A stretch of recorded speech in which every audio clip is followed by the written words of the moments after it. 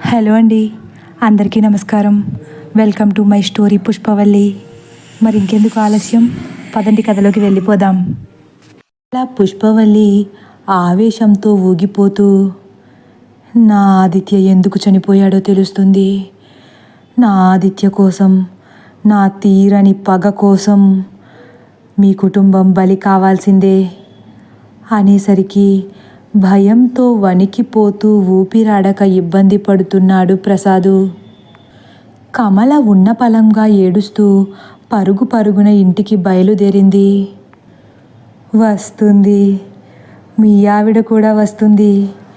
ముందు మీ ఇద్దరిని ఈ లోకంలో లేకుండా చేసి, ఆ తర్వాత నా పగ తీరకుండా అడ్డుపడుతున్న నీ కొడుకుల్ని కూడా మీ దగ్గరికే పంపిస్తాను అని చాలా భీకరంగా మాట్లాడుతుంది పుష్పవల్లి. వద్దు, నా కుటుంబాన్ని ఏమి చెయ్యొద్దు అని నోరు తెరిచి వేడుకోవాలని ఉన్న చెప్పలేని నిస్సహాయత పరిస్థితుల్లోకి జారుకున్నాడు ప్రసాదు.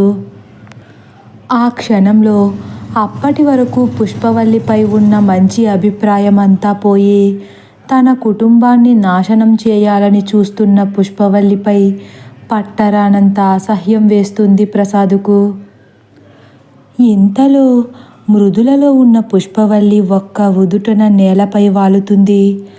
అప్పటి వరకు చిందర వందరగా ఉన్న తన జుట్టు అందంగా జడవేసినట్లు అమరిపోయింది. కళ్ళ చుట్టూ ఉన్న నలుపు ఒక్కసారిగా మాయమైపోయింది. బీటలు వారిన ముఖం నెమ్మదిగా ఎంతో అందంగా మృదువుగా మారిపోయింది. పూర్తిగా మృదులలా మారిపోయింది పుష్పవల్లి. మృదులలో ఈ మార్పు ప్రసాదు కళ్ళప్పగించి గమనిస్తున్నాడు. తను ఉన్నట్లుండి ఎందుకిలా మారుతుందా అని నివ్వెరబోయి చూస్తున్నాడు. అప్పటి వరకు ఉన్న వికృత రూపం నుంచి ఎంతో చూడచక్కగా ముస్తాబైన మృదులలా మారిపోయిన పుష్పవల్లి వెటకారంగా నవ్వుతూ ప్రసాదు ముందు నుంచి డైనింగ్ టేబుల్ దగ్గరకు వెళ్ళి డైనింగ్ టేబుల్ మీద కూర్చుంటుంది.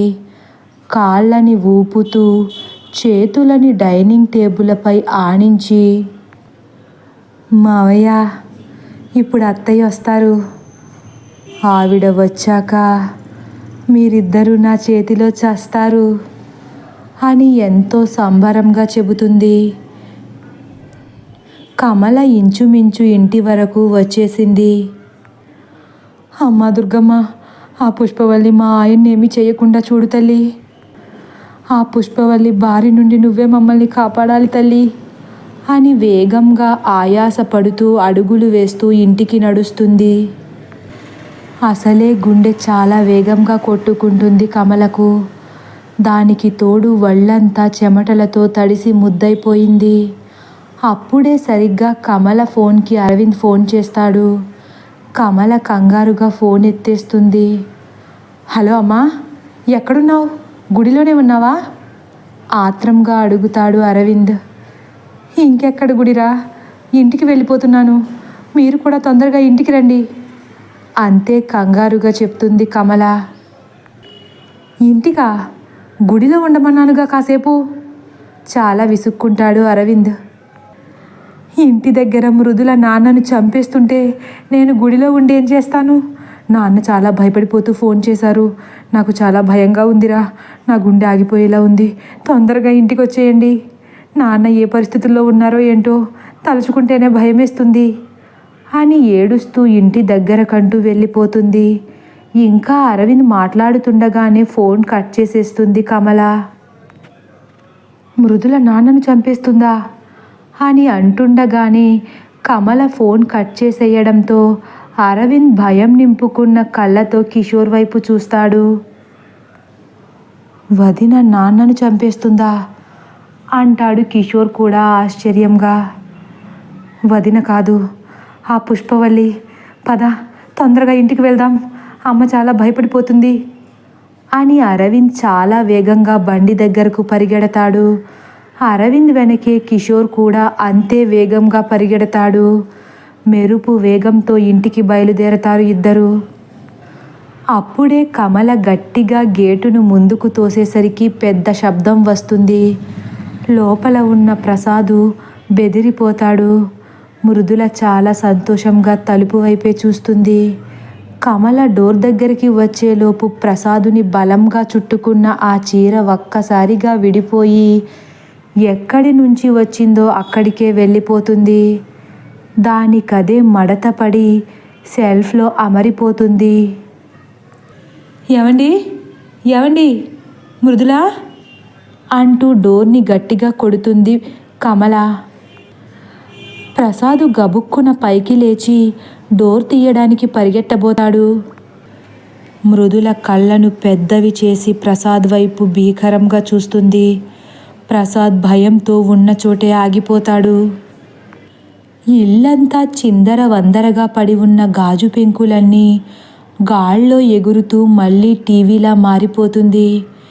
ఎప్పుడూ ఉన్నట్లుగానే టీవీ గోడకు తగిలించి కనిపిస్తుంది టీవీ. అది చూసిన ప్రసాదు మృదుల అనుమతి లేకుండా కనురెప్ప కూడా వేయలేమని అర్థం చేసుకుంటాడు. మృదులను తప్పించుకుని గుమ్మం వరకు వెళ్ళి తలుపు తీసే శక్తి తనకు లేదని అర్థం చేసుకున్నాడు. ఏమీ చేయలేని నిస్సహాయతతో తలుపు వైపే ఏడుస్తూ చూస్తున్నాడు. ఇంతలో మృదుల గబుక్కున కిందికి ఉరికి, మావయ్య వెళ్ళి సోఫాలో కూర్చోండి, అత్తయ్య వచ్చినట్లున్నారు అంటూ గుమ్మం దగ్గరికి నడుస్తుంది. ప్రసాదు గుండె వేగంగా కొట్టుకుంటుంది. కమల లోపలికి వచ్చాక ఆ పుష్పవల్లి వాళ్ళిద్దరినీ ఏం చేస్తుందోనని భయంతో వణికిపోతున్నాడు. చాలా ఉత్కంఠగా గుమ్మం వైపే చూస్తున్నాడు ప్రసాదు. ఇంతలో తలుపు తీస్తుంది మృదుల. తలుపు తీయగానే కనిపించిన మృదులను చూసి భయంతో ఒక్క అడుగు వెనక్కి వేస్తుంది కమల. మృదుల మాత్రం చాలా ప్రశాంతంగా కమల వైపు చూస్తూ, ఏంటత్తయ్య నన్ను చూసి అలా జడుచుకున్నారు అంటుంది ఎప్పట్లానే. మృదుల ఎప్పటిలాగే కనిపించేసరికి కమల అయోమయంగా మృదుల వైపు చూస్తూ ఉంది. మావయ్య మావయ్య లోపల ఉన్నారా మృదుల అని బెదురుతున్న గొంతుతో అడుగుతుంది కమల. లోపలే ఉన్నారత్తయ్య, కావాలంటే చూడండి అని కాస్త పక్కకు తప్పుకుంటుంది మృదుల. హాలు మధ్యలో ప్రసాదు కదలకుండా ఉలుకు పలుకు లేకుండా నించుని కనపడతాడు. తన వంటిపై ఎటువంటి గాయాలు కూడా లేవు. ఏమండి మీకేం కాలేదు కదా అని ముందుకు అడిగేయబోతుంది కమల. మృదుల కూడా కమల ఎప్పుడు లోపల అడుగు పెడుతుందోనని కమల వైపే తీక్షణంగా చూస్తుంది. ప్రసాదు ఏమీ మాట్లాడకుండా లోపల అడుగు పెట్టద్దు అన్నట్లు తలను చిన్నగా ఊపుతాడు. ఏంటినా ఏమీ మాట్లాడకుండా తలను అడ్డంగా ఊపుతున్నారు అనుకుంటూ లోపల అడుగు పెట్టేస్తుంది కమల. ఒక్కసారే ప్రసాదు ఏడుస్తూ తల పట్టుకుంటాడు. గబగబా కమల ప్రసాద్ దగ్గరకు వచ్చి ప్రసాదు ఒళ్ళంతా తడిమేస్తూ, ఏమైందండి ఫోన్లో అంత భయపెట్టేశారు? మీకేదో అయిపోయిందని ఎంత భయపడ్డాను అని గుక్క తిప్పుకోకుండా ఏడ్చేస్తుంది. ఇంతలో తలుపులు వాటికవే మూసుకుంటాయి. వెనక్కి చూస్తుంది కమల. మృదుల డైనింగ్ టేబుల్పై కూర్చుని కనిపిస్తుంది. తలుపుల దగ్గర ఎవరూ లేకుండా వాటికవే మూసుకోవడం చూసి ఆశ్చర్యపోతుంది. మృదుల వైపు అలానే చూస్తూ ఒక్కసారి ప్రసాద్ వైపు తిరుగుతుంది. కమల కళ్ళలో ఉన్న ప్రశ్న ప్రసాద్కు అర్థమైపోతుంది. అవును అన్నట్లు దీనంగా తలాడిస్తాడు. కమల కళ్ళు భయంతో పెద్దగా తెరుచుకుంటాయి. ఇంతలో మృదుల, అత్తయ్య బామ్మగారికి ఎలా ఉంది అని కాళ్ళు ఆడిస్తూ అడుగుతుంది. కమల ఏం మాట్లాడకుండా భయంతో నీళ్లు నములుతుంది. మిమ్మల్ని అత్తయ్య, నేను వచ్చి తలుపు కొట్టినప్పుడు మీరెందుకు తీయలేదు అడుగుతుంది వింత స్వరంతో. ఇప్పుడు కూడా కమల నోట మాట పెగలడం లేదు. నేను వచ్చినప్పుడు తలుపు ఎందుకు తీయలేదు అడుగుతున్నానుగా. నేనంటే భయం లేదా అని పెద్దగా అరుస్తూ తన రూపాన్ని మళ్ళీ వికృతంగా మార్చేసుకుంటుంది మృదుల. కమల పెద్దగా అరిచి ప్రసాదును గట్టిగా పట్టేసుకుంటుంది. నేను వచ్చి అంతసేపు తలుపు కొడితే ఎందుకు తీయలేదు అని కళ్ళని పెద్దవి చేసి అడుగుతుంది మృదుల. అది అది నేను గుడికి వెళ్ళానమ్మా బెదిరిపోతూ చెబుతుంది కమల. ఎందుకు వెళ్ళావు? కమల ముందు ప్రత్యక్షమవుతుంది మృదుల. కమల ఉలిక్కి పడుతుంది.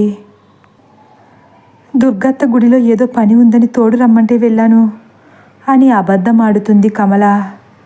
కమల అబద్ధం ఆడడంతో మృదుల ఏం చేస్తుందోనని ప్రసాద్ ఇంకా వణికిపోతున్నాడు. దుర్గత్త పిలిచిందని వెళ్ళారా? నేను ఇంకా అరవింద్ కిషోర్లు తెచ్చే తాయెత్తులు కట్టుకోవడానికి వెళ్ళారనుకున్నాను అంటుంది ముఖాన్ని కమల దగ్గరకంటూ పెట్టి. కమల నిర్ఘాంతపోతుంది. మృదులకు అన్నీ తెలుసు. ఇందాక నువ్వు మాట్లాడింది నాతో కాదు మృదులతోనే అంటాడు ప్రసాదు. మృదులతోనా అని మనసులో అనుకుంటూ ఒక్కసారిగా చేతులు జోడించి, మమ్మల్ని వదిలేవల్లి, మేము నీకే అన్యాయం చేశామని మమ్మల్ని పట్టి పీడిస్తున్నావు అని పుష్పవల్లి కాళ్లపై పడిపోతుంది కమల. నేనేం అన్యాయం చేశానని నన్ను చంపేశారు?